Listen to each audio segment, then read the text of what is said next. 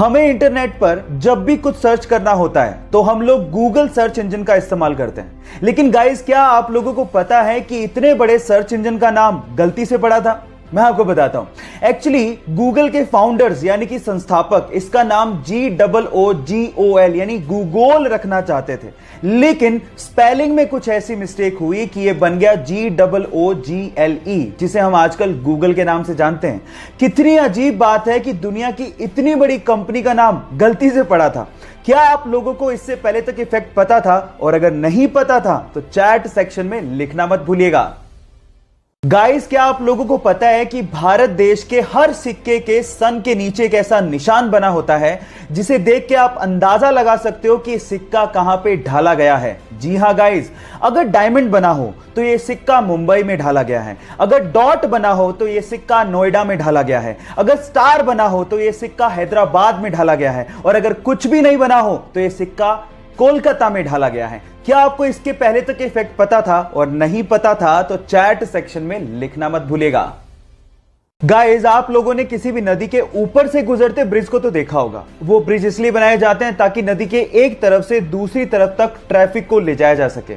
लेकिन फ्रांस ने दुनिया का पहला ऐसा ब्रिज बना के तैयार किया है जहां से ट्रैफिक को नहीं बल्कि एक नहर को नदी के ऊपर से पास करवाया जाता है। कितना अमेजिंग लगता होगा ना कि नीचे से नदी बह रही है और ऊपर के पुल से कोई स्पीड बोट निकल रही है। आप लोगों को इस अमेजिंग पुल के बारे में सुन के कैसा लगा? चैट सेक्शन में लिखना मत भूलिएगा। आजकल के स्मार्टफोन में यूज होने वाले फिंगरप्रिंट सेंसर्स टेक्नोलॉजी वाइज इतने ज्यादा एडवांस होते हैं कि वो जिंदा आदमी और मरे हुए आदमी के फिंगरप्रिंट्स के बीच में डिफरेंस कर डालते हैं। मतलब ये हुआ कि मान लीजिए आपने किसी मरे हुए आदमी के फोन को उसी के फिंगरप्रिंट से खोलने की कोशिश करी तो फिंगरप्रिंट सेंसर उसे सेंस करके अनलॉक होने ही नहीं देगा।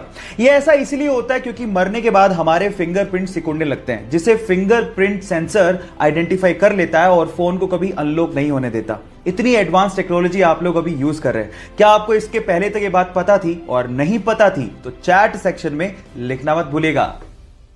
रोल्स रॉयस दुनिया की सबसे महंगी कारों में शुमार है इसका नाम। लेकिन क्या आपको पता है कि रोल्स रॉयस की कारों के पहियों में लगा हुआ RR का लोगो पहिया घूमने के साथ कभी भी उल्टा नहीं होता, वो हमेशा सीधा ही रहता है। अगर आपने कभी गौर किया हो तो जितनी भी कार कंपनीज हैं वो अपने कार के पहियों के बीचों बीच कार का लोगो लगाती हैं, लेकिन जैसे ही पहिया घूमता है लोगो भी उल्टा हो जाता है। लेकिन रोल्स रॉयस की कारों में ऐसा मैकेनिज्म यूज किया गया है जिससे कार का पहिया घूमने के बावजूद भी RR का लोगो हमेशा सीधा ही रहता है। इससे रोल्स रॉयस कंपनी यह संदेश देना चाहती है कि कंपनी हमेशा ऊंचाइयों और सफलता की तरफ देखती है। क्या यह फैक्ट आपको इसके पहले तक पता था? और नहीं पता था तो चैट सेक्शन में लिखना मत भूलिएगा। क्या आप लोगों को पता है कि टॉम क्रूज अपनी अगली मूवी की शूटिंग स्पेस में करने वाले हैं? जी हां गाइस, आपने ठीक सुना, स्पेस में। और ये पहली ऐसी मूवी होगी जिसकी शूटिंग रियली स्पेस में की जाएगी। और इस काम में टॉम क्रूज की मदद एलॉन मस्क की कंपनी स्पेसएक्स और नासा भी कर रही है।